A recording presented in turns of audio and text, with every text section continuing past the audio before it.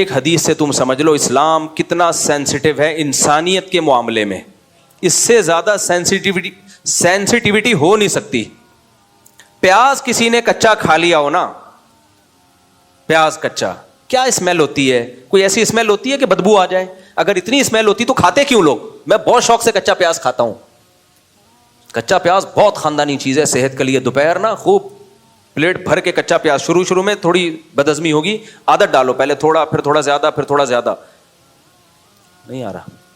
کچا پیاز رات کے وقت میں نہیں, دوپہر کے وقت میں چھیلو, 4 ٹکڑے کرو, اور ممی ڈیڈی والا نہ بناؤ اس کو. پیاز کو پہلے نمک لگا کے وہ کیا, پھر بہایا, پھر وہ کر کے وہ بیڑا غرق ہو گیا پیاز کا.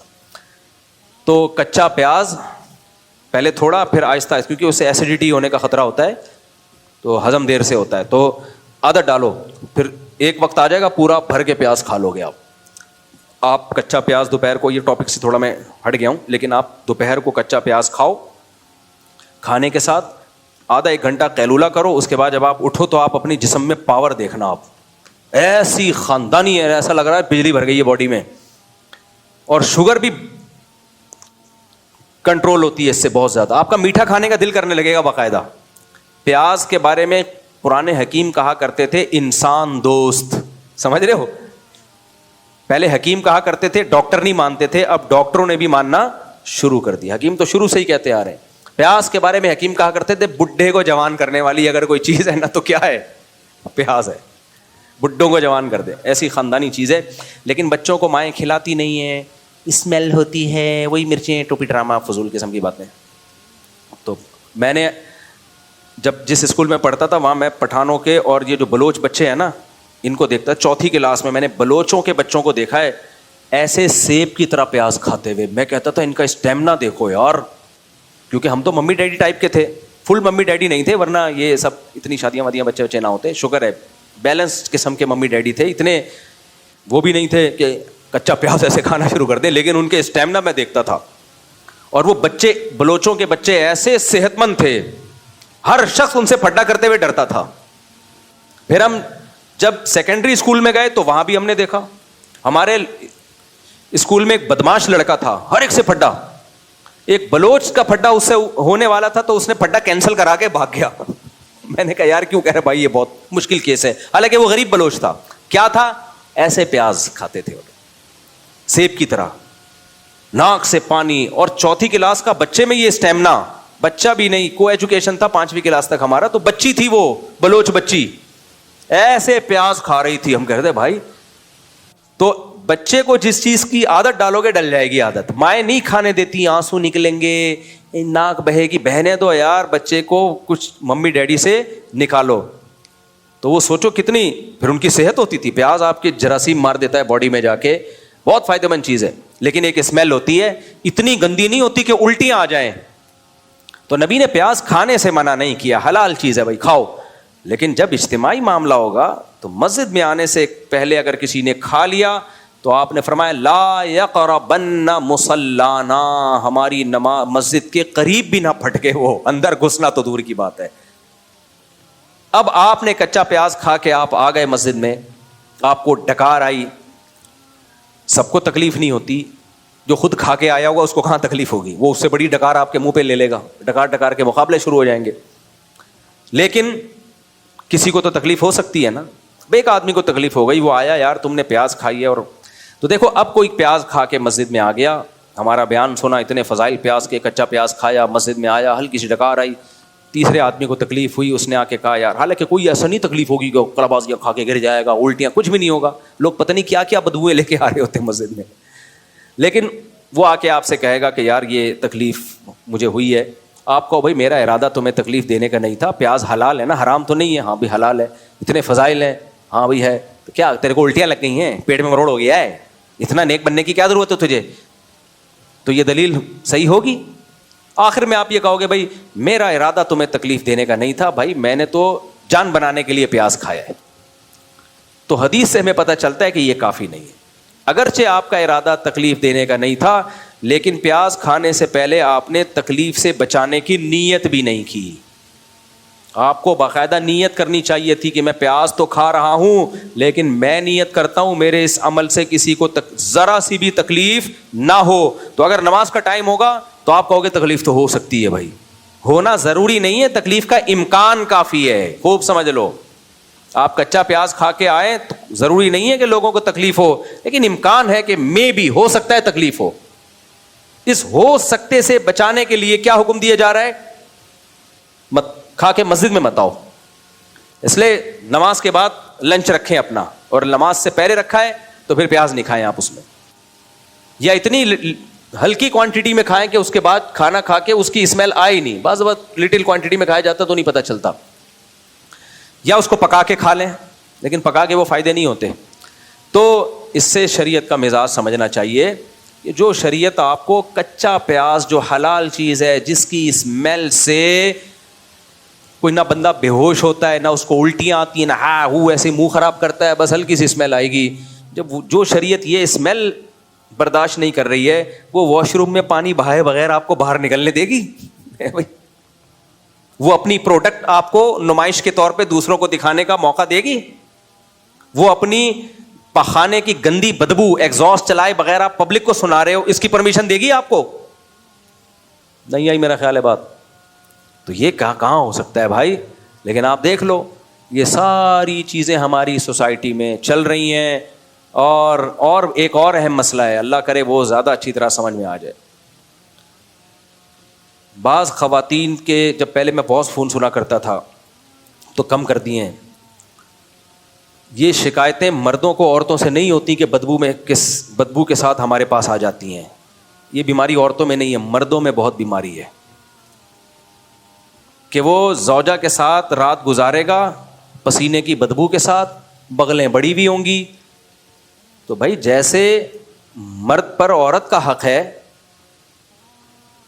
یعنی عورت پہ مرد کا حق ہے, ایسے ہی مرد عورت پر یعنی مرد پر بھی عورت کے حقوق ہیں. وَلَهُنَّ مِثْلُ الَّذِي عَلَيْهِنَّ بِالْمَعْرُوفِ. آپ کیوں اپنی بدبو اپنی بیوی کو سنگھا رہے ہو یار؟ اب عورتیں اس میں صبر کرتی ہیں, میاں ہے ناک پہ مکھی بٹھا لے گا اگر اس کو بول دیا, تو یہ بھی غلط ہے, ناجائز ہے یہ. اللہ نے بیوی کے بارے میں کیا کہا؟ وَصَاحِبَتِهِ, تمہارے ساتھ رہنے والی. آپ مسجد میں 5 ٹائم کے لیے آتے ہو, اس میں جو لوگ آپ کے ساتھ کھڑے ہوتے ہیں, آج فجر میں جو کھڑا ہوا آپ کے ساتھ, ہو سکتا ہے ظہر میں وہ نہ ہو, کوئی دوسرا ہو, ان کو پیاس کی بدبو سے بچایا جا رہا ہے. اور بیوی جو ساری زندگی آپ کے ساتھ چپک کے رہتی ہے, اس کو اسلام آپ کی بدبو سے بچانے کا حکم نہیں دے گا ہے بھائی. اس کے بارے میں اسلام آرڈر نہیں کرے گا کہ اپنی بدبو اس سے چھپا کے رکھو, نہیں, آپ کی بدبو اس کو نہیں آنی چاہیے.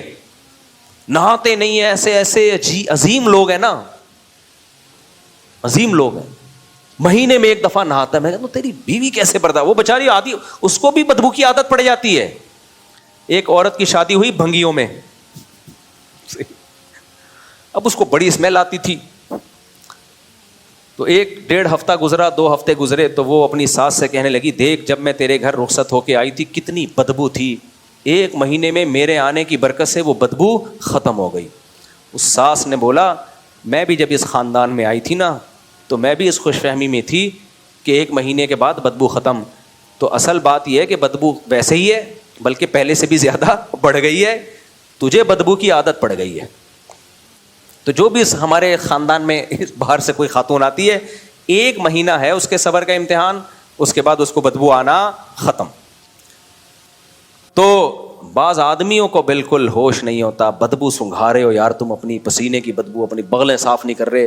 بعض مذہبوں میں ایسا ہوتا ہے کہ وہ نہ بغل کے بال صاف کرتے ہیں, نہ زیر ناف بال صاف کرتے ہیں. ان کا کلچر ہے, کسی کے کلچر کو ہم کیا کہیں. لیکن بھائی کم از کم اتنا تو ہونا کہ آپ اپنی گھر والی کا ہی خیال کر لو, اس کو کتنی اسمیل آئے گی اس سے, کتنی بدبو آئے گی اس سے.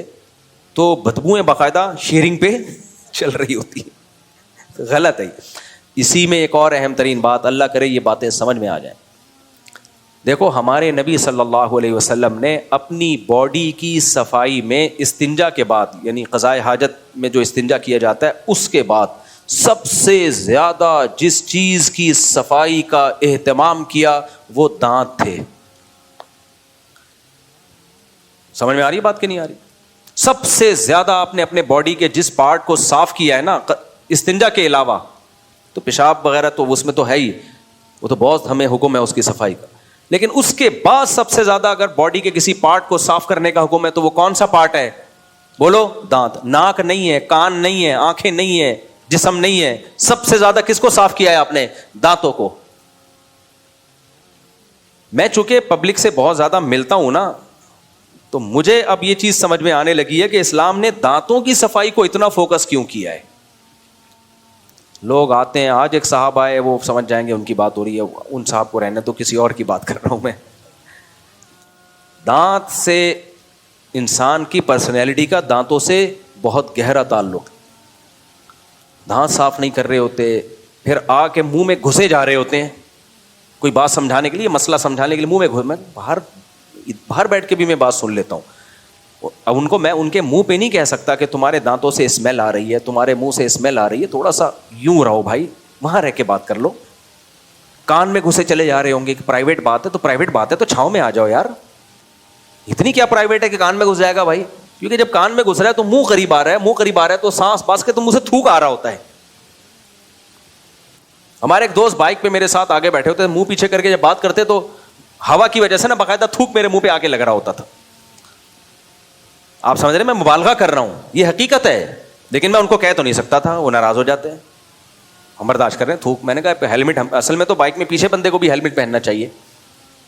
تو بات کر رہے ہیں, تھوک آ رہا ہے منہ پہ, کوئی احساس ہی نہیں ہے اس کو. تو دانت ہیں ایسے, جب مسکراتے ہیں تو آدمی کہتا ہے یار تھوڑی دیر کے لیے کائنڈلی چپ ہو جاؤ بھائی, خاموشی اختیار کر لو. تو ایک دفعہ کیا کرنا چاہیے, کیونکہ بہت سے لوگوں نے بہت عرصے سے دانت صاف نہیں کیے ہوتے, ایک دفعہ ڈینٹسٹ سے جا کے گھسائی کروا لے, رگڑائی کروا لے.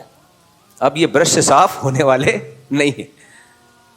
ہمارے یہاں ایک مزدور کام کرتا تھا, گٹکے کھاتا, اس کے دانتوں کا جو حشر نشر ہوا ہوا تھا. میں جب اس سے بات کرتا منہ نیچے کر کے, وہ سمجھتا تھا شاید احترام کر رہے ہیں مفتی صاحب, میرا عزت دے رہے ہیں مجھے.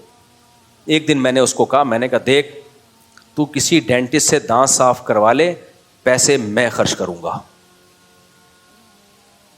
اب آپ وہ سمجھ رہا ہوگا اتنا بڑا دل, بھائی بڑا دل نہیں, کیونکہ میرا تیرے سے روز واسطہ پڑ رہا ہے, یہ تکلیف تجھے تھوڑی ہو رہی ہے, یہ میں اپنے اوپر انویسٹمنٹ کر رہا ہوں. پھر بھی نہیں کیے اس نے, پھر بھی نہیں کیے. تو اس کا بہت اپنے آپ کو بھی تکلیف ہوتی ہے انسان کو, دانت جب گندے ہوتے ہیں, لیکن وہ تکلیف عادی ہو جاتا ہے تو اس کو احساس ہی ختم ہو جاتا ہے. تو جس باڈی کے جس پارٹ کو نبی صلی اللہ علیہ وسلم نے سب سے زیادہ, صبح اٹھتے مسواک, پھر نماز سے پہلے مسواک, رات کو سوتے ہوئے مسواک سرہانے رکھی ہوتی تھی, اس سے پتہ چلتا ہے بھائی دانتوں کی صفائی بھی کم ویلیو نہیں ہے, اس کی بہت زیادہ ویلیو ہے. کیونکہ اسمیل آتی ہے. نبی صلی اللہ علیہ وسلم کو اتنی شدید نفرت تھی نا بدبو سے, اتنی شدید نفرت کہ آپ نے حضرت زینب کے گھر شہد پیا تو حضرت عائشہ رضی اللہ عنہا اور حضرت حفصہ کے پاس آئے, تو ان کو تھوڑا جیسے سوکھروں میں ایک ہوتی ہے کہ بھائی وہ وہاں تو شہد کھا رہے ہیں, ان کی باری میں تو آپ کی طبیعت تو وہاں زیادہ مائل ہوگی. تو انہوں نے کیا کہہ دیا, آپ کے منہ سے اسمیل آ رہی ہے. تو نبی کو بدبو سے بہت سخت نفرت تھی کہ میرے منہ سے اسمیل کیوں آئی. تو آپ نے قسم اٹھائی, اللہ کی قسم آئندہ شہد نہیں پیوں گا میں, کیونکہ آپ سمجھے شاید شہد کی وجہ سے اسمیل آ رہی ہے.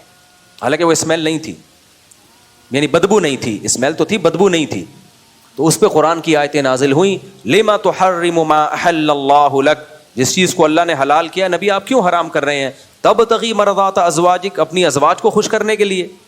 تو حلال ہی رہے گا, شہد میں بدبو تھوڑی ہوتی ہے. لیکن اس سے اتنا تو پتہ چلا ہمارے نبی کو بدبو محسوس نہیں ہوئی. لیکن آپ نے کہا کسی اور کو اگر محسوس ہو رہی ہے تو بس شہد کیا ہے, ہمیشہ کے لیے حرام. صحیح ہے نا, کسی کو کیوں محسوس ہو رہی ہے. تو اتنی شدید نفرت تھی. تو اسلام میں خوشبو بھی اسی لیے ہے کہ بدبو کو پہلے ختم کرو, اس کے بعد خوشبو. بعض کم وقت کیا کرتے ہیں, بدبو باقی رکھتے ہیں, اس بدبو کو چھپانے کے لیے خوشبو کا اسپرے کر رہے ہوتے ہیں. وہ تو اور کیچڑ بنا دیا یار آپ نے. نہائیں گے نہیں, بدبو دور نہیں کریں گے اسپرے کر کے. میں نے اس کا بہت سخت, میرے گھر میں اگر کہیں بدبو آ رہی ہو, میں نے سختی سے منع کیا, اسپرے نہیں کرنا, اسپرے نہیں کرنا. وہ بدبو برداشت کر لیں گے بھائی, ہم اس کو دور کرنے کی کوشش کرو. اب کسی اور کے گھر سے آ رہی ہے تو کیا کرے آدمی, لیکن یہ اس کو چھپانے کے لیے جو اسپرے ہم سے نہیں ہوتا بھائی, یہ نہیں ہوتا. یہ تو بھائی اس کو ظاہر, کیونکہ پھر تو احساس ہی ختم ہو جائے گا نا. ابھی احساس تو ہے کہ یار اس کو ختم کرو, کسی طریقے سے ہٹاؤ یہاں سے.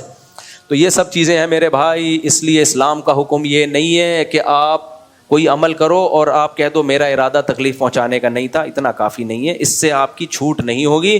آپ جب عمل کرو تو آپ کہو کہ میں عمل سے پہلے میں نے ارادہ کر لیا تھا کہ میں اس طریقے سے کام کروں گا کہ کسی دوسرے کے لیے تکلیف کے تمام آپشن بند.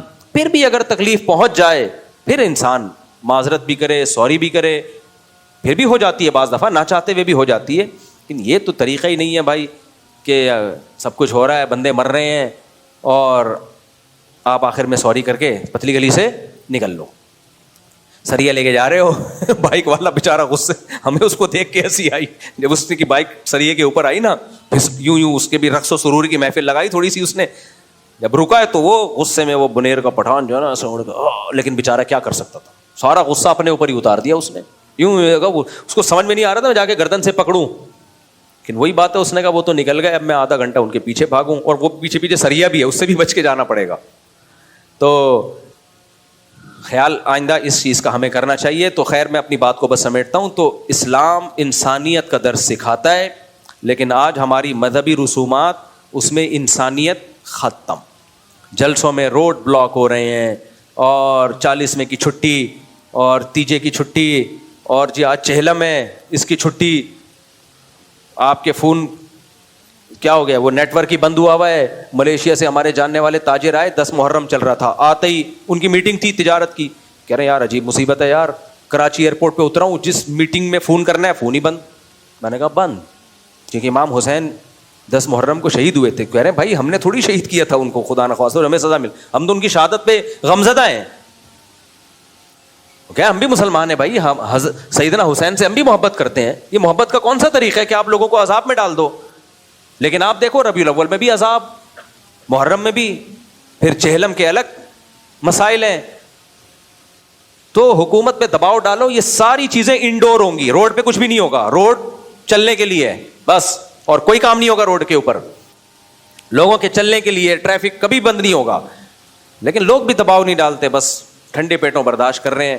اور مذہبی لوگ مذہب کے نام پہ منجن وہ لوگ بیچ رہے ہیں. تو مذہب یہ نہیں ہے, مذہب وہ ہے جو میں نے آپ کے سامنے پیش کیا ہے. اللہ ہمیں اس پر عمل کرنے کی توفیق عطا فرمائے.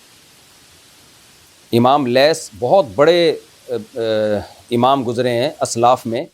وہ یہ کہا کرتے تھے کہ حدیث سراسر گمراہی ہے سوائے ان لوگوں کے لیے جو حدیث سمجھنے کے اہل ہیں. اور یہ حدیث خود, یہ مضمون خود حدیث میں بھی آتا ہے. نبی صلی اللہ علیہ وسلم نے فرمایا بلغوا عنی ولو آیا, جو بھی بات مجھ سے سنو آگے پہنچاؤ. اس کی وجہ آپ صلی اللہ علیہ وسلم نے کیا بتائی؟ رب حامل فقہ غیر فقیہ, فرمایا بہت سے لوگ علم کی بات جانتے ہیں اس کا مطلب نہیں سمجھتے. تو اللہ کے نبی صلی اللہ علیہ وسلم نے اس امت کو 2 حصوں میں ڈیوائیڈ کیا ہے. ایک حدیث جاننے والے, سمجھتے نہیں ہیں وہ حدیث کا مطلب. دوسرا حدیث جاننے والے بھی ہوں اور سمجھتے بھی ہوں. تو اس لیے ہم بار بار کہتے ہیں, جو لوگ کہتے ہیں نا بس جب بھی ہمارے پاس کوئی حدیث آئے گی, ریفرنس آئے گا, ہم فوراً عمل کریں گے. تو عمل کریں آپ اس حدیث پر. ظاہر ہے ایسا نہیں ہے. یہ کیسے ممکن ہے کہ ایک طرف قرآن مجید حکم دے رہا ہے وَثِيَابَكَ فَطَهِّرْ, اپنے کپڑوں کو پاک رکھیے آپ, اور پھر نبی صلی اللہ علیہ وسلم حکم دے رہے ہیں کہ اِذَا اسْتَيْقَظَ أَحَدُكُم مِّن مَّنَامِهِ فَلَا يَغْمِسَنَّ يَدَهُ فِي الْإِنَاءِ حَتَّى يَغْسِلَهَا ثَلَاثًا, جب صبح اٹھو تو بالٹی میں, برتن میں ہاتھ مت ڈالو. ہو سکتا ہے تمہارے ہاتھ میں رات کو گندگی لگی ہو, تو ہاتھ بھی مت ڈالو جب تک اس ہاتھ کو 3 دفعہ دھو نہ لو. دھونے کے بعد برتن میں ہاتھ ڈالو. تو اتنی زیادہ نبی صلی اللہ علیہ وسلم پانی کو گندگی سے بچانے کی ترغیب دے رہے ہیں. تو آپ خود سوچئے ایسا کیسے ہو سکتا ہے کہ ایک کنویں میں کتے بھی ڈالے جا رہے ہوں, اور حیض کے چیتڑے بھی ڈالے جا رہے ہیں, اور گوبر بھی ڈالا جا رہا ہو, اور پھر آپ اس سے وضو کا حکم دیں. تو خلاصہ یہ کہ اس حدیث کا وہ مطلب نہیں ہے جو ترجمے سے آپ کو سمجھ میں آ رہا ہے, بلکہ وہ مطلب ہے جو فقہاء کرام بیان کرتے ہیں. وہ مطلب یہ ہے کہ حدیث کے کم یعنی کچھ 2-3 مطلب بیان کیے گئے ہیں اس حدیث کے, کیونکہ پھر یہ حدیث نبی صلی اللہ علیہ وسلم کی باقی سیرت اور باقی زندگی سے میچ نہیں کرے گی. کیونکہ ہمیشہ آپ صلی اللہ علیہ وسلم نے طہارت کا اہتمام کیا, صحابہ نے بھی اہتمام کیا. کہیں بھی ایسا نہیں ملتا کہ کہیں نجاست گری ہو اور آپ نے اس میں وضو کا ہمیں حکم دے دیا ہو یا خود وضو کیا ہو. تو یہ اصل میں زمانہ جاہلیت کا ایک کنواں تھا جس کی بات ہو رہی تھی کہ اس میں یہ سب چیزیں ڈالی جاتی تھیں. تو صحابہ نے بتایا کہ یا رسول اللہ اس میں یہ سب کام ہوتا رہا ہے, تو آپ صلی اللہ علیہ وسلم نے فرمایا ان الماء طہور، یہ ماضی میں کام ہوا ہے نا، اب نہیں ہوا، پانی پاک ہے، لا ینجسہ شیء، فی الحال اسے کوئی چیز نجس نہیں کر رہی ہے، تو ماضی کو چھوڑو، کیونکہ جب کنویں میں کوئی چیز گرتی ہے، اور مٹی ایک ایسی چیز ہے نا جو خود ایک مطہر ہے، اس کے رنگ، بو، ذائقہ سب کچھ چینج ہو چکا ہوتا ہے، طویل عرصے تک جب مٹی پڑی رہتی ہے اور کنویں سے پانی نکالا جاتا رہے تو جتنی بھی گندگی ہو وہ کچھ وقت کے بعد وہ پانی پاک صاف ہو جاتا ہے. تو ماضی کے میں یہ کام ہوتا رہا تھا، اس وقت نہیں ہو رہا تھا، اس لیے نبی نے فرمایا ان الماء طہور، پانی فی الحال پاک ہے بھائی، لا ینجسہ شیء، اسے کوئی چیز نجس نہیں کر رہی، فی الحال کوئی گندگی نہیں ہے اس کے اندر. تو اب ماضی میں کیا ہوتا رہا ہے اس بحث میں مت پڑو. ایک مطلب تو یہ. دوسرا مفہوم اس کا یہ بیان کیا گیا ہے کہ عین ممکن ہے کہ یہ کنواں جاری ہو، جاری پانی ہو. اس میں جاری پانی گندگی سے اس وقت تک ناپاک نہیں ہوتا جب تک کہ اس میں اس کا رنگ بو ذائقہ چینج نہ ہو جائے. جیسے دریا کا پانی، اس میں کتے بھی مرے ہوئے ہوتے ہیں، اس میں لوگ گندگی بھی ڈال رہے ہوتے ہیں، لیکن پانی جب بہہ رہا ہوتا ہے تو ہمارے پاس جو پانی کا حصہ آ رہا ہوتا ہے اس میں اگر بو اور اسمیل اور گندگی نہیں نظر آ رہی تو ہم اس کو پاک سمجھیں گے. تو یہ ہو سکتا ہے جاری کنواں ہو، لیکن کنویں کا جاری ہونا بہت یعنی متبادر نہیں ہے. زیادہ راجح بات یہی ہے کہ ماضی میں یہ سب کام ہوا کرتا تھا اس میں، جس کو صحابہ نے بیان کیا، اور نبی صلی اللہ علیہ وسلم نے حال کی بات کی ہے کہ فی الحال ایسا اس میں کچھ بھی نہیں ہے. تو یہ نہ دیکھو کہ ماضی میں کیا ہوتا رہا ہے. اور حدیث کے الفاظ سے اس کا اشارہ بھی ملتا ہے. آپ نے فرمایا ان الماء طہور، پانی پاک ہے، لا ینجسہ شیء، اسے کوئی بھی چیز نجس نہیں کر رہی ہے، یعنی فی الحال اس میں کوئی گندگی ہمیں نظر نہیں آ رہی ہے. تو کیا ہوتا رہا ہے ماضی میں، اس بحث میں مت پڑو. اور بھی مفہوم اس حدیث کے بیان کیے گئے، لیکن بہرحال اس حدیث کا یہ مطلب ہرگز نہیں ہے کہ کنویں میں کتے بھی ڈالے جا رہے ہوں اور پھر چیتھڑے بھی ڈالے جا رہے ہوں حیض کے اور گندگی بھی، اور پھر آپ اسی سے وضو کریں. کیونکہ پھر دوسری حدیثیں جس میں آتا ہے کہ نبی صلی اللہ علیہ وسلم نے کنویں میں اگر تھوڑی سی بھی نجاست گر گئی ہو تو پانی کو پاک کرنے کا حکم دیا ہے، تو وہ حدیثوں کے یہ حدیث پھر خلاف ہو جائے گی. تو نبی کی بات کا وہی مطلب بیان کیا جائے گا جو دوسری حدیثوں سے ہمیں سمجھ میں آ رہا ہو. محمد رحیم کراچی سے، ریل گاڑی میں نماز ادا کرنے کا کیا طریقہ ہے؟ کیا ٹرین میں بھی قبلے کی طرف منہ کرنا ضروری ہے؟ جی ہاں جناب. دوسرے پارے میں قرآن مجید میں اللہ تعالیٰ کا ارشاد ہے فولی وجہک شطر المسجد الحرام. آگے فرمایا وحیث ما کنتم، تم جہاں بھی دنیا میں ہو، فولی وجہک شطر المسجد الحرام، اپنا چہرہ تم نے مسجد حرام ہی کی طرف کرنا ہے، یعنی نماز میں. البتہ نفل نماز میں حدیث سے ہمیں پتہ چلتا ہے کہ آپ صلی اللہ علیہ وسلم سواری پہ بیٹھ کے بھی پڑھ لیا کرتے تھے، سواری کا رخ جدھر بھی ہو آپ نیت باندھ لیا کرتے تھے. تو اب یہ قرآن کی آیت خاص ہو گئی فرض نماز کے بارے میں. تو فرض نماز بہر صورت آپ کو قبلے کی طرف رخ کر کے پڑھنا پڑے گی، چاہے آپ جہاز میں ہوں چاہے آپ ٹرین میں ہوں. اور فرض نماز میں قیام بھی ضروری ہے. تو ٹرین میں کھڑے ہو کے نماز پڑھنا بہت آسان ہے. ہم نے 20 دفعہ ٹرینوں میں سفر کیا ہے، آج تک مجھے یاد نہیں پڑتا کبھی ایسا ہوا ہو کہ کھڑے ہو کے نماز پڑھنا مشکل ہو گئی ہو. کچھ چیزیں لوگ فرض کر لیتے ہیں، حقیقت سے ان کا تعلق نہیں ہوتا. تو ٹرین میں آپ کھڑے ہو کر نماز پڑھیں. اگر سامنے سیٹ ہے، سردہ کرنا مشکل ہے تو سیٹ پہ سردہ کر لیں آپ. تو قیام بہرحال آپ کو ہر صورت میں کرنا پڑے گا. اور قبلے کا بھی بہت آسانی سے ٹرین میں پتہ چل جاتا ہے. جب یہ موبائل میں اپلیکیشن نہیں ہوتی تھی قبلے کے بتانے والی، تو ہم کھڑکی سے دیکھتے تھے، ونڈو سے آپ کو کہیں نہ کہیں مسجد نظر آ جاتی ہے. تو مسجد کا رخ جہاں ہو آپ نے اندازہ ہو جائے گا بھائی اس طرف ہے قبلہ، تو اس طرف نیت باندھ لیں. 2 رکعت تو پڑھنی ہوتی ہیں آپ نے، مختصر سی 2 رکعتیں پڑھ لیں. تو وتر بھی پڑھنا ضروری ہے اور فجر کی 2 سنتیں بھی پڑھنی چاہیے. باقی سنت موقدہ آپ چھوڑ سکتے ہیں ٹرین میں، لیکن قبلہ رخ ہونا ضروری ہے. اور آج کل تو موبائل میں اپلیکیشن آ گئی ہیں، آپ ڈاؤن لوڈ کریں، وہ آپ کو خود قبلہ بتا دیتا ہے کہ کدھر ہے. تو اپلیکیشن سامنے رکھ کے نماز پڑھیں. اگر ٹرین مڑتی ہے تو اپلیکیشن میں جو ایرو کا رخ ہے اسی حساب سے آپ اپنی لوکیشن بھی چینج کر لیں، کیونکہ اگر ٹرین گھومے گی تو قبلہ بھی چینج ہوگا، تو آپ کو بھی نماز میں گھومنا پڑے گا. اچھا بھائی، ہاں اب جہاز میں بعض دفعہ ایسا ہوتا ہے کہ جس طرف قبلہ ہے اس طرف آپ کو نماز پڑھنے دی نہیں جاتی ہے. بہت سی ایئر لائن تو ایسی ہیں. سعودی ایئر لائن کا ایک پازیٹیو بات یہ ہے کہ اس میں پراپر نماز کی جگہ ہے، تو وہاں تو آپ قبلے کی طرف رخ کر کے بڑے آرام سے نماز پڑھ سکتے ہیں. قبلے کی ڈائریکشن جہاز میں کیسے پتہ چلے گی آپ کو؟ آپ پہلے سے ایک حلال ٹرپ کے نام سے ایک ایپ آتی ہے، حلال ٹرپ کے نام سے، آپ وہ ڈاؤن لوڈ کر لیں یا آن لائن بھی اس کو دیکھ سکتے ہیں آپ. اور آپ اپنی بورڈنگ ٹائم اور ارائیول ٹائم یہ آپ اس میں ڈالیں، اور جس کنٹری میں آپ جا رہے ہیں جو سوال پوچھے وہ ڈال دیں، وہ آپ کو ساری نمازوں کی ٹائمنگ نکال کے دے دے گی. وہ اس سے بھی پتہ، اور قبلے کی ڈائریکشن بھی بتا دے گی آپ کو کہ کتنے بج کے کتنے منٹ پہ قبلہ کہاں ہوگا. ورنہ یہ چیزیں ایئر ہوسٹس بھی بتا دیتی ہے, آپ اس سے پوچھو بھائی قبلہ کدھر ہے, اس کو بھی بتا دیتی ہے. ورنہ خود بھی اندازہ ہو جاتا ہے. آپ کو پتہ ہوتا ہے کہ میں پاکستان سے اڑا ہوں فلاں ملک میں جا رہا ہوں, تو گوگل میپ پہ پہلے اپنی ایک ایرو بنا لے. میں تو ایسے ہی کرتا تھا پہلے جب تک یہ اپلیکیشن نہیں تھی. تو یہاں سے یہاں ہم نے جانا ہے, ٹوٹل اتنے گھنٹے کا سفر ہے, تو ہمیں خود ہی اندازہ ہو جاتا ہے اتنے گھنٹے بعد میں یہاں ہوں گا تو قبلہ ہمارا یہاں ہوگا. تو ظاہر اندازہ ہی ہے, اس میں 100% کریکشن ضروری نہیں ہے, اس سے خود ہی انسان کو اندازہ ہو جاتا ہے. ورنہ ایئر ہوسٹس سے پوچھ لیں پھر بھی پتہ نہ چلیں تو پھر مجبوری ہے کہ جہاں اندازہ اس طرف رخ کر کے نماز پڑھ لیں. تو یہ کرنا پڑے گا آپ کو. اور پھر بھی اگر آپ کو جہاز میں نماز ہی نہیں پڑھنے دے رہے تو پھر مجبوری ہے, پھر بیٹھ کے آپ نماز پڑھ لیں, لیکن فرض نماز پھر آپ کو ایئرپورٹ پہ اترنے کے بعد دہرانی چاہیے. اسرار اللہ خان, حیدرآباد, انڈیا سے. میرا سوال یہ تھا کہ کسی ہندو کے گھر پر جا کر کھانا کھانا کیسا ہے, جائز ہے؟ حلال کھانا ہو. زری, آسٹریلیا سے. میرے شوہر کی میرے گھر والوں سے بالکل نہیں بنتی. میرے شوہر اس معاملے میں کچھ زیادہ ہی سخت ہیں. دراصل میرے گھر والوں نے میرا نکاح توڑوانے کی کوشش کی تھی, اس کے بعد میری رخصتی تو ہو گئی, لیکن میرے شوہر نے میرے گھر والوں سے سارے تعلقات توڑ دیے ہیں. مجھے گھر والوں سے بات کرنے کی بھی اجازت نہیں ہے. میری شادی کو 9 مہینے ہو گئے ہیں. شروع میں تو میں نے شوہر کی بات مان کر گھر والوں سے بات نہیں کی, لیکن میرا دل نہیں مانتا تھا. ان کو سمجھانے کی کوشش کی مگر انہیں مجھے جھاڑ دیا. اب میں چھپ کر اپنے گھر والوں سے بات کرتی ہوں, جس کی وجہ سے مجھے کئی بار جھوٹ بھی بولنا پڑتا ہے. کیا یہ جائز ہے؟ آپ کے شوہر کے تمام تر احترام کے باوجود میں ایک بات عرض کرنا چاہتا ہوں, یہ بہت ہی بے غیرتی کی بات ہے کہ ایک آدمی کی بیٹی آپ نے لے لی ہے اور پھر آپ اس کو ویلیو بھی نہیں دے رہے.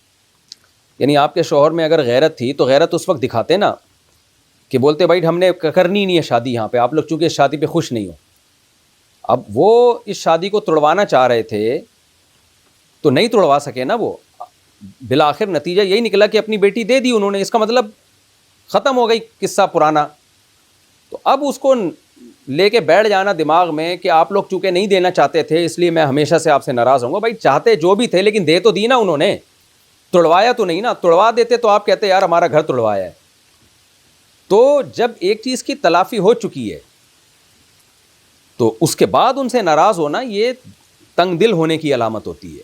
اور آپ پہ تو وہ پابندی لگا ہی نہیں سکتے کہ اپنے ماں باپ سے بات چیت مت کرو, اپنے بہن بھائیوں سے بات چیت مت کرو, اس لیے کہ اگر وہ آپ پہ پابندی لگاتے ہیں تو آپ پھر ان کو یہ بول سکتی ہیں کہ میں اپنے ماں باپ سے اللہ کے حکم کی وجہ سے رشتہ داری جوڑتی ہوں اور اسی اللہ نے مجھے حکم دیا شوہر کے حقوق ادا کرنے کا. تو اگر آپ نے رشتہ داری کو ویلیو ہی نہیں دینی ہے تو پھر شوہر کی بھی کوئی ویلیو نہیں ہے بھائی. پھر تو میں آزاد ہوں, میں آپ کو رسپیکٹ دوں یا نہیں دوں یہ میرا ہیڈیک ہے. تو یہ تو سارا سیٹ اپ ہی اللہ کے حکم سے ہم کر رہے ہیں. تو بھائی جس اللہ نے شوہر کے حقوق بتائے ہیں اس نے ماں باپ سے قطع تعلق کو بہت زیادہ حرام قرار دیا ہے. اس لیے شوہر بیوی پہ پابندی نہیں لگا سکتا کہ وہ اپنے رشتہ داروں سے تعلق ختم کر دے, یہ ناممکن ہے. یہ پابندی ہی شرعاً حرام ہے, ناجائز ہے. تو اور دوسری بات یہ ہے کہ نبی صلی اللہ علیہ وسلم نے فرمایا ان احق الذی یکرم به الرجل ابنته او اخته, فرمایا سب سے زیادہ قابل احترام وہ ہے جس کی بیٹی یا بہن تمہارے نکاح میں ہے. تو آپ کے شوہر کو چاہیے کہ آپ کے شوہر کے جو سسر ہیں اگر انہوں نے رشتہ توڑوانے کی کوشش کی یا آپ کے بھائیوں نے کوشش کی لیکن بالآخر پھر وہ کوشش میں کامیاب نہیں ہوئے یا انہوں نے اپنی بیٹی یا بہن آپ کے حوالے کر دی ہے, تو اب وہ بہرحال آپ کے لیے ایک مقدس رشتہ بن چکا ہے. تو نبی نے فرمایا جس کی بیٹی یا بہن تمہارے نکاح میں ہے, جو میں نے حدیث پڑھی, سب سے زیادہ لائق احترام تمہارے لیے وہ ہے. تو اس لیے سسرالیوں کا ایک احترام ہوتا ہے. اس طرح ان سے قطع تعلق کر کے بیٹھ جانا کہ اس بیس پہ کہ وہ نہیں چاہتے تھے, تو بھائی نہیں چاہتے تھے لیکن چاہ تو لیے نا وہ, یا تو اب توڑوانے کی کوشش کر رہے ہو تو ایک الگ بات ہے. چاہتے نہیں تھے لیکن انہوں نے اس چاہت پہ عمل نہیں کیا. یہ ایسے ہی ہے جیسے آپ کسی سے رشتہ مانگ رہے ہو کسی کی بیٹی سے, وہ نہیں دے رہا, آپ کو رلا دیا اس نے, لیکن بالآخر 1 سال کے بعد وہ مان گیا. اب اگر آپ کو ناراضی کرنی ہے نا تو ناراضی کا طریقہ یہ ہے کہ آپ بولو کہ آپ مان تو گئے ہو لیکن میں نہیں کروں گا اب شادی, آپ نے 1 سال کیوں مجھے ترسایا رلایا. ہم اس کو غیرت مانیں گے, میں اس کو مانوں گا بھائی غیرت ہے کہ اس تمیز سے نہیں دی, اب ہم نے نہیں لینی. یہ کوئی غیرت نہیں ہے کہ 1 سال کے بعد وہ مان گئے اور پھر آپ بیٹی لینے میں تو غیرت نہیں دکھا رہے, لینے کے بعد بیٹی کو آپ ان سے دشمنی میں غیرت دکھا رہے ہو. تو یہ ٹھیک طریقہ نہیں ہوتا. جب آپ نے کسی سے ریلیشن آپ کا قائم ہو گیا یا تو قائم ہی نہیں کرتے, ہو گیا تو پھر اس کو نبھائیں. تو یہ بہت غلط ہے. یہ میں نے اس لیے اتنا کچھ اس پہ بول دیا کہ یہ لوگوں میں یہ چیز پائی جاتی ہے. اپنے فائدے کے لیے تو رشتہ داروں سے تعلق قائم کرتے ہیں لیکن جہاں فائدہ نہیں ہوتا قطع تعلق چل رہا ہے. تو بیٹی کسی کی لے لی ہے, اتنا تو رشتہ داروں سے تعلق قائم کیا, بائیکاٹ نہیں کیا ان کا, لیکن لینے کے بعد جو ہے نا پھر آگے قطع تعلق کر رہے ہیں. یہ نہیں ہوتا بھائی صاحب, اللہ ہدایت دے. بہرحال آپ کے لیے شرعاً جائز نہیں اپنے رشتہ داروں سے, جو اپنے بہن بھائیوں یا والدین سے تعلق قطع کرنا, یہ جائز نہیں آپ کے لیے. شوہر کو بھی چاہیے کہ وہ جو کچھ ہو چکا اس پہ توبہ استغفار کرے, اگنور کرے, نظر انداز کرے, بھول جائے پرانے قصوں کو, آگے کی سوچے. ویسے بھی دیکھیں جو آدمی بڑے کاموں میں لگا ہوا ہوتا ہے نا, جس کی بڑی سوچ ہوتی ہے, وہ ان چھوٹی چھوٹی باتوں کو نہیں لے کے چلتا. وہ کہتا ہے یار جو ہونا تھا ماضی میں ہو گیا. وہ تو بھول جاتے ہیں کہ ماضی میں کیا ہوا تھا, اب دیکھو کیا ہو رہا ہے. تو اگر آپ کے رشتہ دار آپ کے ہسبینڈ سے اب اچھا سلوک کرنے کے لیے تیار ہیں, شوہر کو چاہیے جائے رشتہ داری جوڑے, ورنہ قطع تعلق کا گناہ ہوگا. محمد بلال خان لندن سے, حدیث کے مطابق سارے اعمال کا دار و مدار نیتوں پر ہے, تو ہماری ساری عبادتوں اور سارے اچھے اعمال میں تو صرف اور صرف جنت کی نیت ہوتی ہے یا بزنس میں ترقی کی نیت ہوتی ہے. تو کیا ان نیتوں کے ساتھ ہماری مغفرت ہو جائے گی؟ بھائی دو طرح کے اعمال ہوتے ہیں, خالص دینی اعمال اور ایک خالصتاً دنیاوی کام, اور ایک بین بیچ کے کہ دنیا بھی ہو سکتی ہے اس میں دین بھی ہو سکتی ہے.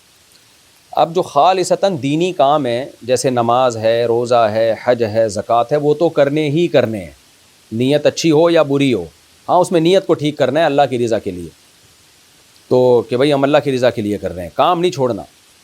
کچھ کام ایسے ہوتے ہیں جو خالصتاً دنیاوی ہوتے ہیں. مثال کے طور پر آپ پیسہ کما رہے ہیں پیٹ بھرنے کے لیے, آپ پیسے میں کو ڈبل کرنا چاہتے ہیں, بھی دنیا کے لیے, لیکن اس میں اچھی نیت کر کے ثواب حاصل کیا جا سکتا ہے.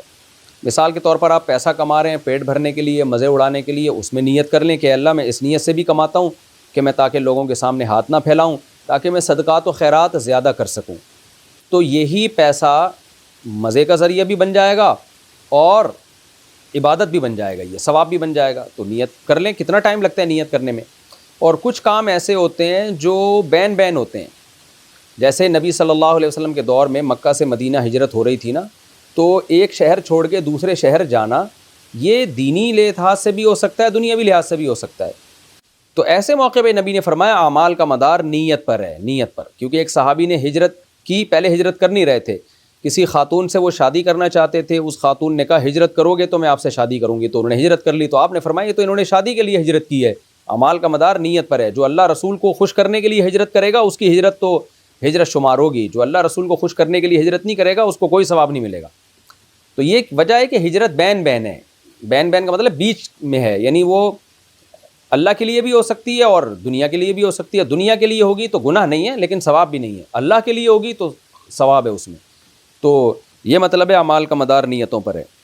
تو باقی ساری عبادتیں اور اچھے اعمال میں تو صرف جنت کی نیت ہوتی ہے. ٹھیک ہے, بزنس میں ترقی کی نیت ہوتی ہے تو کر لیں آپ بولیں میں بزنس میں ترقی بھی کر رہا ہوں اور ترقی سے میرا مقصد صرف اپنے آپ کو ترقی دینا نہیں, مسلمان قوم کو ترقی دینا ہے, غریبوں کا پیٹ بھرنا ہے, بھیک سے بچنا ہے, سر اٹھا کے جینا ہے تاکہ ہم کسی کے محتاج نہ رہیں. اللہ چاہتے ہیں کہ صرف میرے محتاج رہو, مخلوق میں کسی کے محتاج نہ رہو. تو یہ ساری نیتیں کر لیں گے تو یہ بزنس بھی آپ کے لیے ایک طرح سے عبادت بن جائے گا. کاشف اللہ خان بنو سے, ایک آیت کریمہ کے مطابق اگر ہم گناہ کبیرہ سے خود کو محفوظ رکھیں تو صغیرہ گناہ پر کوئی گرفت نہیں بلکہ وہ اللہ تعالیٰ کی طرف سے مٹا دیے جاتے ہیں. تو سوال یہ بنتا ہے کہ کیا سگریٹ نوشی, میوزک سننا, موبائل فون کا حد سے زیادہ استعمال جائز ہے, یا پھر گناہ صغیرہ یا کبیرہ گناہ کا کیا معیار ہوگا؟ دیکھیں قرآن میں ہے یہ کہ الذین یجتنبون کبائر الاثم والفواحش الا اللمم, کہ ہمارے نیک بندے کبیرہ گناہوں سے بچتے ہیں اور بے حیائی کے کاموں سے بچتے ہیں سوائے چھوٹی موٹی خطاؤں کے, وہ ان سے ہو جاتی ہیں. اور نکفر عنہم سیئاتہم, اللہ فرماتے ہیں چھوٹی موٹی خطائیں ہم ان کی معاف کر دیں گے. یہ مضمون حدیثوں میں بھی ہے, قرآن میں بھی ہے, لیکن ایک آپ کو صغیرہ گناہ کی ڈیفینیشن کو سمجھنے میں غلطی ہو رہی ہے. دیکھیں صغیرہ گناہ اگر اصرار کے ساتھ کیا جائے نا, بار بار کیا جائے, عادت ڈال دی جائے تو پھر وہ بھی کبیرہ بن جاتا ہے, خوب سمجھ لیں. اور صغیرہ گناہ اللہ کی رحمت سے بھی معاف ہوتا ہے, نمازوں سے بھی معاف ہو جاتے ہیں اور روزوں سے بھی معاف ہو جاتے ہیں. بہت ساری عبادتیں ہم ایسی کرتے ہیں جس سے صغیرہ معاف ہو جاتے ہیں. حدیث میں آتا ہے کہ ایک نماز سے دوسری نماز کے درمیان کسی سے گناہ ہوئے ہوں نا تو اگلی نماز ان پچھلے گناہوں کو معاف کر دیتی ہے. صغیرہ گناہ مراد ہے. ایک جمعے سے دوسرے جمعے کے درمیان گناہ معاف ہوتے ہیں. تو یہ ساری خوشخبریاں ہیں, لیکن ایک اصول ذہن میں رکھیں کہ صغیرہ گناہ اگر اصرار کے ساتھ کیا جائے، کنٹینیوسلی کرتے رہیں گے آپ، تو وہ کبیرہ بن جائے گا. تو اس لیے صغیرہ کو بھی ہلکا نہیں لینا چاہیے کہ بھائی صغیرہ ہے، کیونکہ صغیرہ کریں گے تو عادت پڑتی ہے، پھر وہ کنٹینیوسلی ہوتا رہتا ہے وہ. باقی جو آپ نے مثال دی ہے، میوزک سننا تو جائز نہیں ہے، سگریٹ نوشی بھی ناپسندیدہ مکروہ عمل ہے، کوئی اچھا کام نہیں ہے، صحت برباد ہوتی ہے اس سے، اور جس کو یقین ہو کہ میری صحت اس سے لازمی خراب ہوگی، اس کے لیے تو گناہ بھی ہے یہ. تو اب ظاہر ہے سگریٹ کوئی ایسا تو نہیں ہوتا نا کہ ایک دفعہ پی کے چھوڑ دے، وہ تو پیتا ہے، وہ تو پھر پیتا ہی چلا جاتا ہے، برباد، کینسر ہو جاتا ہے پھیپھڑوں کا، برباد ہو جاتے ہیں، پھر بھی پی رہے ہوتے ہیں. تو اس اسٹیج پہ جا کے تو یہ بھی کبیرہ گناہ بن جاتا ہے سگریٹ پینا بھی. اچھا بھائی، موبائل فون کا حد سے زیادہ استعمال بھی مکروہ ناپسندیدہ ہے اور وقت کا ضیاع ہے، ٹائم ویسٹنگ ہے اس میں. تو یہ گناہ تو نہیں ہے، لیکن گناہ یعنی گناہ کی طرف لے جانے کا ذریعہ بہرحال ہے یہ موبائل فون کا استعمال. اسلام آباد سے کسی نے پوچھا ہے، میں نے بچپن میں والدین کے دباؤ کی وجہ سے حفظ کیا تھا، میں نہیں کرنا چاہتی تھی، میں نے حفظ مکمل تو کر لیا، میری آمین بھی ہو گئی، مگر میں نے کبھی اس کو دل سے تسلیم نہیں کیا. استغفر اللہ، آپ نے قرآن کو دل سے تسلیم نہیں کیا، آپ کو اللہ نے حفظ کی نعمت دی. یہ الفاظ بھی آپ کے بہت ہی نامناسب ہیں. مجھے پکا یاد بھی نہیں ہے، میں اب یونیورسٹی جاتی ہوں تو وہاں بھی میں نے نہیں بتایا، تو کیا مجھے اس کا گناہ تو نہیں ہوگا؟ میری شادی ہونے والی ہے، وہ مجھے حافظہ سمجھتے ہیں، کیا میں ان کو بتا دوں کہ مجھ کو ٹھیک طرح یاد نہیں ہے، یا میں ان کو کچھ نہ بتاؤں؟ آپ نے حفظ مکمل کر لیا، بے شک دباؤ میں آ کے کیا، لیکن ایک نعمت تو مل گئی نا. اب اس پہ یہ کہنا کہ ایسے الفاظ استعمال کرنا، میں نے کبھی اس کو دل سے تسلیم نہیں کیا، بہت غلط الفاظ ہیں یہ آپ کے. آپ یہ بولیں سستی کی وجہ سے مجھے یاد نہیں رہا، تو نعمت کی بہت بڑی ناقدری ہے یہ. قرآن کے بارے میں یہ کہنا کہ میں نے حفظ تو کر لیا لیکن اب دل سے میں تسلیم نہیں کرتی اس کو، یا کیا ہی نہیں ہے کبھی بھی، یہ بہت غلط الفاظ ہیں. ایک طرح سے یہ یوں سمجھیں کہ کفری الفاظ ہی ہیں. تو آپ اس پہ توبہ استغفار کریں، اور آپ ہمیشہ یہ کہا کریں بھائی اللہ نے مجھے نعمت دی حفظ قرآن کی، بے شک گھر والوں کے دباؤ میں آ کے میں نے کیا، لیکن دباؤ میں آ کے ایک بڑی نعمت مجھے مل گئی.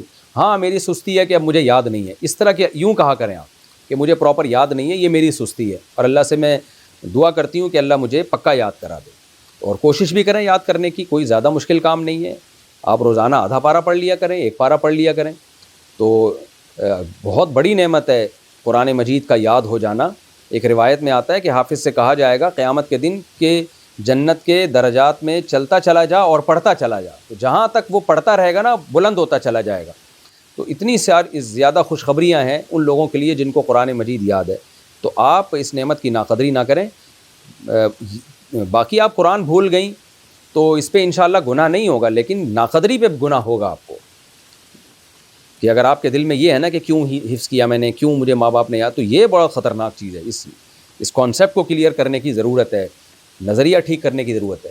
تو ہمت کر کے یاد کر لیں دوبارہ، یاد نہیں ہوتا تو ویسے تلاوت کا معمول بنا لیں. تو باقی یہ کہ آپ کی شادی ہونے والی ہے، وہاں لوگوں کو ان کو حافظہ بتایا ہوا ہے، تو کیا ان کو بتا دوں کہ ٹھیک طرح یاد نہیں ہے؟ نہیں، یہ بتانے کی ضرورت نہیں ہے، حفظ کیا تو ہے نا آپ نے، بس کافی ہے. بعض دفعہ پکا حافظوں کو یاد ہوتا ہے، بعض دفعہ حافظوں کو یاد نہیں ہوتا. حافظوں کی دو قسمیں، ایک سچی مچی کے حافظ ہے اور ایک رمضانی حافظ، تو وہ رمضان میں یاد ہوتا ہے ان کو. تو آپ کو بھی ظاہر ہے جب یاد کرنا چاہیں گی تو ہو جائے گا نا آسانی سے. تو اتنا حافظہ ہونا بھی کافی ہے، شادی کے لیے اتنا بھی حافظہ ہونا کافی ہے. اور میں آپ کو نصیحت کروں گا کہ یہ نعمت کی قدر کریں، آپ اس کو روزانہ قرآن مجید کو آدھا گھنٹہ 1 گھنٹہ لگا کے یاد کریں آپ. پاکستان سے کسی نے پوچھا، اگر کوئی شخص اپنی بیوی کو کسی اور کے سامنے طلاق دے اور بیوی کو معلوم بھی نہ ہو کہ اس کے شوہر نے کسی اور کے سامنے اسے طلاق دی ہے، اور مرد اس طرح 3 طلاقیں دینے کے بعد بھی بیوی کو نہیں بتاتا، اس کے ساتھ بولتا بھی ہے، اس کو گھر میں بھی رکھا ہوا ہے، اور جس کے سامنے طلاق دی ہے اس کو بھی نہیں بتانے دے رہا، تو کیا جس کے سامنے طلاق دی ہے اس پر لازم ہے کہ وہ اس کی بیوی کو بتا دے؟ اگر نہ بتائے تو وہ گنہگار تو نہیں ہوگا؟ رہنمائی فرمائیے. دیکھیں، جس کے سامنے طلاق دی ہے اس کو چاہیے کہ وہ بتا دے، لیکن بیوی پر اس کی گواہی پر عمل کرنا لازم ہے یا نہیں؟ اگر بیوی کو 100% یقین آ جاتا ہے کہ شوہر نے طلاق دی ہے اور طلاق دے کے مکر گیا، اتنا یقین کہ وہ حلفیہ بول سکے، قسم اٹھا کے بول سکے، تو پھر بیوی کے لیے جائز نہیں کہ وہ شوہر کے ساتھ رہے. لیکن ایک آدمی کی گواہی سے ایسا یقین ہوتا نہیں ہے، اور شرعاً مفتی بھی اس کا پابند ہے کہ وہ ایک کی گواہی قبول نہ کریں، اور جج بھی اس کا پابند ہے کہ وہ ایک کی گواہی قبول نہ کریں، اور رشتہ دار بھی اس کے پابند ہیں کہ وہ ایک کی گواہی پر فیصلہ نہ کریں. تو اس لیے یہ اللہ اور بندے کا معاملہ ہے ہاں دو بندے گواہی دے دیں تو پھر تو یعنی یہ ثابت ہو جائے گا کہ بھائی اس نے واقعی طلاق دی ہے. تو شوہر کو چاہیے کہ نہ اپنی بیوی کو آزمائش میں ڈالے نہ کسی اور کو. اگر اس نے واقعی طلاق دی ہے تو اس حرام کاری کو چھوڑ دے. وہ بہت بڑا کبیرہ گناہ ہے 3 طلاقیں دینے کے بعد مکر جانا. کیونکہ بعض دفعہ ایسا ہوتا ہے مرد لوگ 3 طلاقیں دیتے ہیں اور پھر مکر جاتے ہیں, گھنے بن جاتے ہیں. لیکن بہرحال ایک آدمی کی گواہی سے ثابت نہیں ہوگا جب تک شوہر اقرار نہ کرے یا عورت کو 100% یقین نہ آ جائے, اور ایسا یقین آنا ایک گواہی سے پاسبل نہیں ہے. تو بہتر یہی ہے کہ ایک آدمی اگر گواہی دیتا ہے نا تو رشتہ دار لوگ جمع ہو کے شوہر سے کراس کویشچن کریں اور اگلوانے کی کوشش کریں کہ دی ہے یا نہیں دی ہے. تو اگر شوہر اقرار کر لیتا ہے تو ٹھیک ہے, اقرار نہیں کرتا تو ہم پھر بھائی ظاہر کے مکلف ہیں, بیوی بھی پھر ظاہر کی مکلف ہے کہ ایک سے ثابت نہیں ہوتا ایک گواہی سے. تو لیکن شوہر بہرحال گناہ گار ہوگا کہ وہ طلاق دے کے مکر کیوں گیا, کیونکہ حقیقت تو اللہ ہی کو معلوم ہے. پاکستان سے کسی نے پوچھا ہے, میری شادی کو 4 سال ہونے والے ہیں, میری اولاد نہیں ہو رہی, کیا اسلام میں IUI کروانا جائز ہے؟ دیکھیں اس IUI کا تو مجھے پتہ نہیں ہے, لیکن جو ایک پروسیس کر کے عورت کو پریگننٹ کیا جاتا ہے اس میں اصول یاد رکھ لیں. ٹیکنالوجی تو چینج ہوتی رہتی ہے اور طریقے بھی چینج ہوتے رہتے ہیں. ایک اصول یاد رکھیں کہ شدید ضرورت کے وقت میاں بیوی اس طرح سے اولاد پیدا کر سکتے ہیں کہ ڈاکٹر شوہر کے اسپرم لے کے عورت کے ایگ کے ساتھ ملائیں لیب میں اور پھر اس کو بیوی ہی کے پیٹ میں رکھ دیں. یعنی جیسے غیر مسلموں میں ہو رہا ہے نا کہ اسپرم اس کے ہیں اور ایگ جو ہے وہ ادھر سے اسپرم عورت کے لیے اور ان دونوں کا کے اسپرم کے لیے کسی تیسری عورت کو استعمال کیا, اس کے پیٹ میں بچہ کیوں لے جا کے رکھ دیا. یہ حرام اور ناجائز ہے. تو میاں بیوی ہی کے اسپرم استعمال ہوں گے اور پیٹ بھی بیوی ہی کا استعمال ہوگا, کسی اور کا نہیں استعمال ہو. یعنی رحم, پیٹ سے میری مراد ہے رحم, کسی اور کا رحم استعمال نہیں ہو سکتا. تو اگر یہ احتیاط ہو تو شرعاً جائز ہے. دوسری احتیاط یہ کہ اس میں جینڈر کی سلیکشن کی اجازت نہیں ہے, نہ شوہر کو نہ بیوی کو. رینڈملی جو بھی ہو گیا, لڑکا ہو یا لڑکی ہو, میاں بیوی اس پہ راضی رہیں گے. چاہے 6 بیٹیاں ہو چکی ہیں ان کے, 7ویں بھی بیٹی ہی ہو اگر اللہ چاہے تو.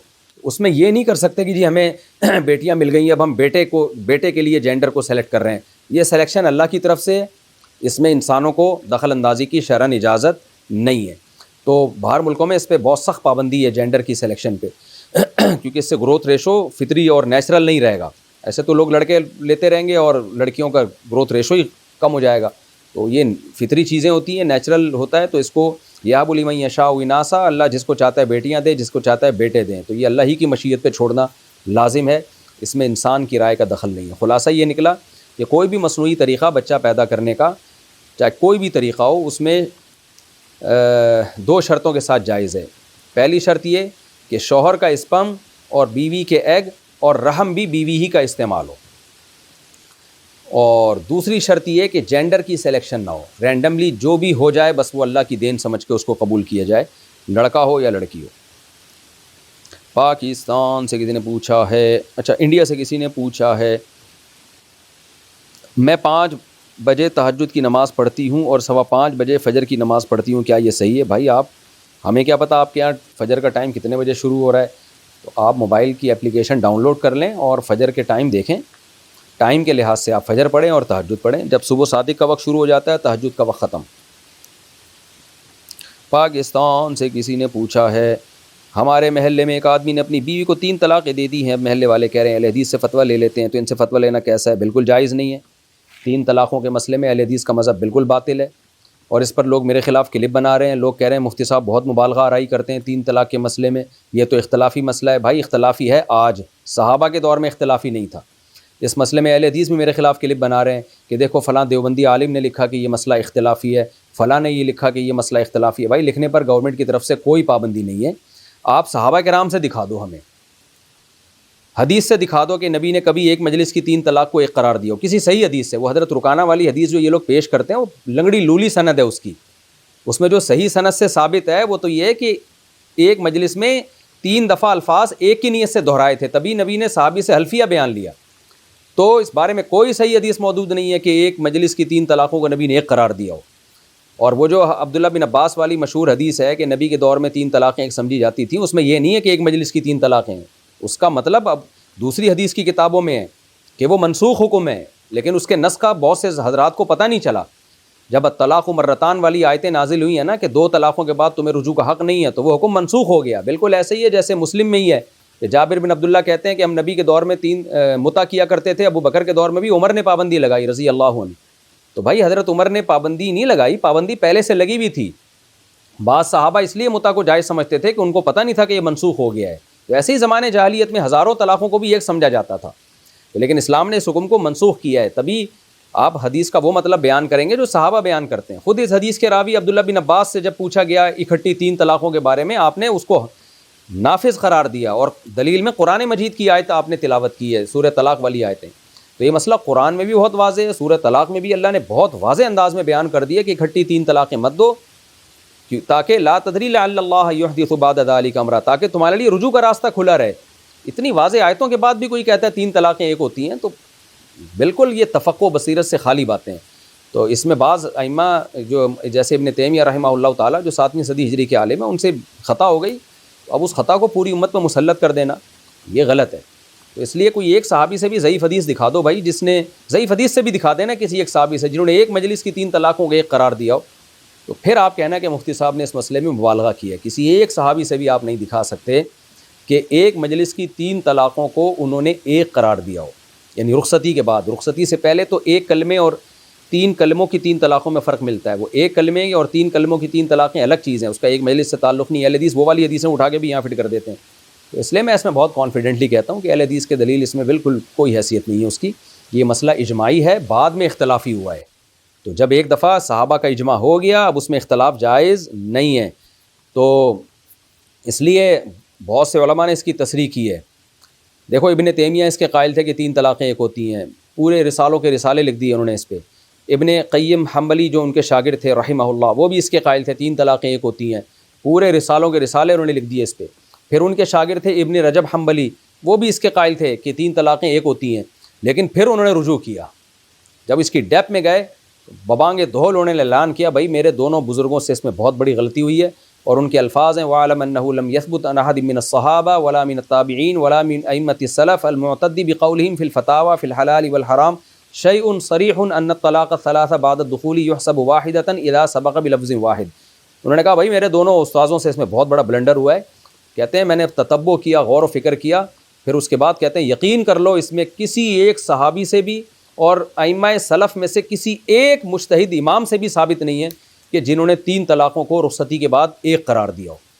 تو اب مجھے حیرت اس پر ہوتی ہے، میں اہل حدیثوں کا احترام کرتا ہوں، میرے لسنر میں بہت سارے اہل حدیث ہیں، میرے دوستوں میں بھی ہیں، لیکن مجھے عجیب حیرانگی ہوتی ہے آپ اپنے آپ کو سلفی کہتے ہیں مگر اسلاف کی مانتے ایک بھی نہیں ہیں۔ آپ کہتے ہو ہم سلفی ہیں، سلف سے دکھا دو 3 طلاقوں کو ایک کس نے قرار دیا، سلف سے دکھا دیں آپ، میں آپ کو دکھا دوں گا سب 3 کو 3 کہتے تھے۔ میرے پاس تو بہت ساری حدیثیں ہیں، میں نے ریکارڈ بھی کروائی ہوئی ہیں اور اپلوڈ بھی کی ہیں انٹرنیٹ پہ، میرے تفسیر کے لیکچروں میں سورہ بقرہ میں جب جائیں گے نا طلاق مرتان، وہاں آپ کو بہت ساری روایتیں ہیں ریفرنس کے ساتھ میں نے پیش کی ہیں۔ تو یہ کہتے ہیں 3 طلاقیں ایک ہوتی ہیں، سلف میں دکھا دو بھائی کس نے 3 کو ایک کہا ہو۔ یہ کہتے ہیں 8 رکعت تراویح ہے، سلف میں دکھا دو کسی نے رمضان میں جماعت کے ساتھ 8 رکعتیں پڑھی ہوں، سوائے حضرت عمر کی وہ روایت جو مسترب ہے، اس پہ تو کلام ہے نا، اس کے علاوہ کوئی دکھا دو کسی نے اسلاف میں رمضان میں جماعت کے ساتھ 8 رکعت تراویح پڑھی ہو۔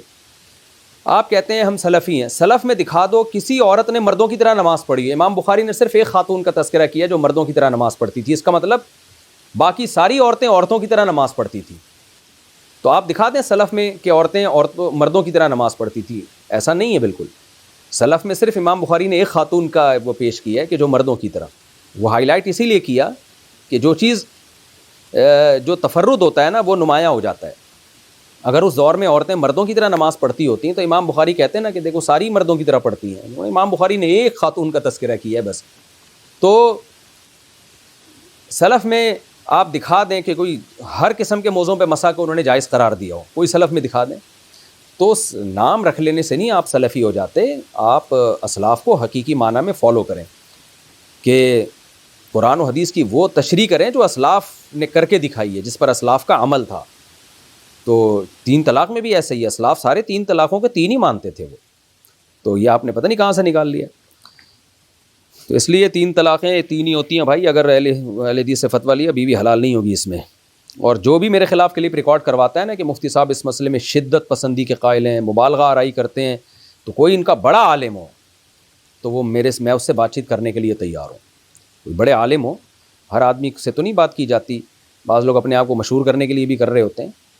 تو حافظ صدیق رضا صاحب جو آئے تھے ان کو تو میں 20ویں دفعہ کہہ چکا ہوں کہ آپ بیٹھو یار 3 طلاق کے مسئلے پر بات کرو. تو میں ان کے علماء کے پاس بھی گیا ہوں کہ بھائی ان دلائل کا جواب دیں آپ, نہیں ہے ان کے پاس جواب. بس پھر وہی شروع کر دیتے ہیں فلانے مفتی نے بھی لکھا ہے, فلانے مفتی نے بھی لکھا ہے, فلانے نے بھی لکھا ہے, اختلافی ہے. بھائی اختلافی ہے بھی تو اختلافی ہونے سے تھوڑی مسئلہ, اختلاف تو ہر مسئلے میں دلیل کے لحاظ سے کیا مضبوط ہے. دوسرا اختلاف بنایا ہوا ہے, بعد کا اختلاف ہے, صحابہ میں اختلاف نہیں تھا یہ. اچھا میرے بھائی,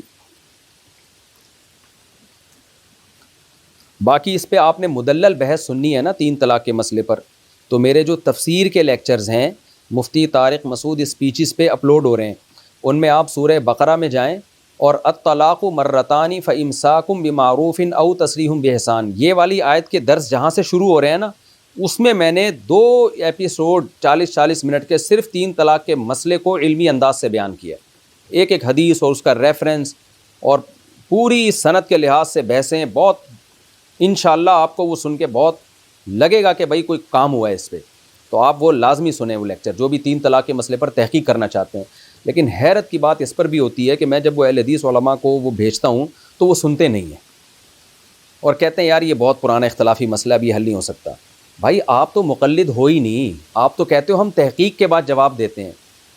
تو آپ سنو تو صحیح پورا, آپ کسی کی بات پوری سن نہیں رہے تو آپ اپنے آپ کو محقق کیسے کہتے ہو؟ پھر آپ محقق تو وہ ہوتا ہے جو ہر پہلو سے کسی مسئلے پر غور فکر کر کے فتویٰ دیتا ہے. محقق اس کو تو نہیں کہتے کہ ایک طرف کے دلائل سنے دوسرے کے سنے ہی نہیں آپ نے, اس کو محقق تھوڑی کہتے ہیں, یہ تو مقلد ہوتا ہے. تو آپ تو اپنے علماء کی تقلید کر رہے ہو. پھر تحقیق عوام کو بھی میں کہتا ہوں, آپ اہل حدیث سے فتویٰ کیوں لیتے ہو؟ آپ اس کا مطلب آپ ان کی تقلید کر رہے ہو. اگر آپ ان کی تقلید کر رہے ہو تو پھر ابو حنیفہ کی کیوں نہیں کر رہے, امام شافعی کی کیوں نہیں کر رہے, امام مالک کی اور احمد بن حنبل کی کیوں نہیں کر رہے, جن کی پوری امت تقلید کر رہی ہے, 99% امت جن کی تقلید کرتی ہے, ان کی کیوں نہیں کر رہے؟ یہاں آ کے آپ پھنس جاتے ہو, آپ بولتے نہیں ہم قرآن حدیث کو مانتے ہیں. جب قرآن حدیث کو مانتے ہو تو پھر آپ ہم جو قرآن حدیث کو دلائل دے رہے ہیں, جو ہم نے پورے کلپ ریکارڈ کروا دیے, آپ وہ کیوں نہیں سن رہے؟ سنتے ہی نہیں ہیں. اس کا مطلب بھائی یہ خواہشات نفسانیہ کی غلامی ہے, یہ دلیل کو فالو کرنا نہیں ہے. یہ ہے جہاں آسانی ملے بس ادھر کو نکل جاؤ جا کے. تو یہ دلیل ولیل کی باتیں نہیں ہیں ان کی. اچھا اس میں ایک گڑبڑ یہ بھی کرتے ہیں اہل حدیث حضرات, وہ گڑبڑ یہ کرتے ہیں, کہتے ہیں کہ بھائی آسانی والے قول کو بھی لینا چاہیے, حدیث میں حرج نہیں ہے, شدت نہیں ہے اسلام میں, تو اختلافی مسئلہ ہے تو جو آسانی والا قول ہے اس کو لے لو. ہم جب ان سے کہتے ہیں ٹھیک ہے, پھر اگر کوئی لڑکی بغیر ولی کے شادی کر لیتی ہے تو اس میں پھر آپ کیوں شدت کرتے ہو کہ یہ نکاح ہی نہیں ہوا؟ آپ اس کو بھی بولو ٹھیک ہے بھائی یہ اختلافی مسئلہ ہے, تو حناف کے نزدیک جو ہے وہ بغیر ولی کے بھی شادی ہو جاتی ہے, تو یہ والا قول لے لو احناف کا آسانی والا. وہاں آپ ایسے گرما گرم آپ کہتے ہو نہیں یہ تو حدیث کے خلاف ہے. تو جب بات یہی ہے نا کہ پھر آپ دلیل کو فالو کر رہے ہو, آپ آسانیوں کو نہیں. تو جب دلیل ہی کی بات آتی ہے تو پھر 3 طلاق کے مسئلے میں بھی دلیل کو دیکھا جائے گا, آسانیوں کو نہیں دیکھا جائے گا. اور دلیل بھی اتنی مضبوط ہے کہ اس کے خلاف کوئی کچھ بھی نہیں ہے. باتیں ہیں, بس باتیں کرنے پر گورنمنٹ کی طرف سے کوئی پابندی نہیں ہے. مجھے دکھا دو بھائی کوئی صحابہ میں کسی ایک نے اکٹھی 3 طلاقوں کو رخصتی کے بعد ایک قرار دیا, ایک تو دکھائے نا آپ. پھر اس میں اتنا ہی دفعہ ہمارا تجربہ ہے کہ اہل حدیث سے جب بھی اس مسئلے میں بات کرو بھاگ جاتے ہیں وہ, جب بھی بات کرو. ابھی میرا ایک اہل حدیث عالم نے میری آڈیو اور اپنی آڈیو چلائی ہے جو واٹس ایپ پہ میرا ان سے مکالمہ ہوا تھا. وہاں بھی یہ گڑبڑ ہوئی ہے کہ میری آڈیو کے بعد ان کا جواب آیا, وہ چلا دیا, حالانکہ اس جواب کا پھر میں نے جواب دیا تھا وہ نہیں چلایا.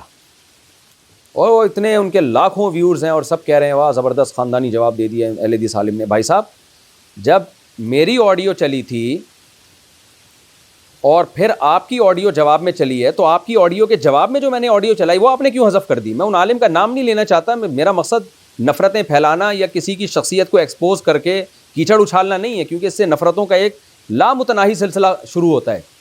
میرا مقصد یہ ہے کہ بھائی میں تو مشاہدہ کر رہا ہوں نا اس میں 3 طلاق کے مسئلے میں اہل حدیث حضرات بہت گاں بیک گھماتے ہیں.